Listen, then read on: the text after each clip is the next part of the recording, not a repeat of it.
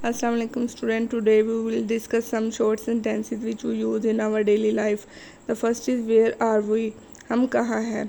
जब आप किसी ऐसी लोकेशन पे हों या किसी भी ऐसी जगह पे हों जिसका आपको पता नहीं है कि हम इस वक्त किधर हैं, तो आप किसी दूसरे बंदे को ये बोल के पूछ सकते हैं कि वेयर आर वी, कि हम कहाँ हैं। जब आपने उससे क्वेश्चन करना है कि हम कहाँ हैं, तो instead of using these Urdu words you can use where are we.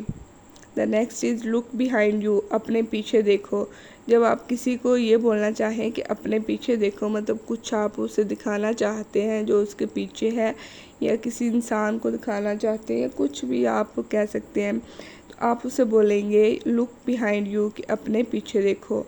ठीक है। नेक्स्ट है आस्क मी एनीथिंग, मुझसे कुछ भी पूछ लें। जब आप अपने टॉपिक के बारे में कॉन्फिडेंस हो, फॉर एग्जांपल टॉपिक ले लेते हैं कोई भी, तो आप उसके बारे में कॉन्फिडेंट हैं या फिर किसी भी चीज़ के बारे में कॉन्फिडेंट हैं, तो आप उससे इस मतलब ये बोल सकते हैं कि आस्क मी एनीथिंग, कि मुझसे कुछ भी पूछ लें।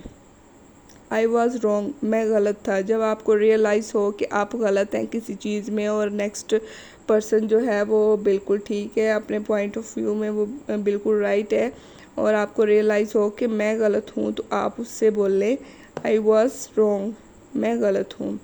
कंसीडर इट डन, समझो ये हो गया। जब कोई काम नियर टू एंड हो, बिल्कुल क्लोज होने वाला हो, एंड होने वाला हो, समझो कि बस थोड़ा रह गया हो, तो आप कहें कि कंसीडर इट डन, समझो ये हो गया।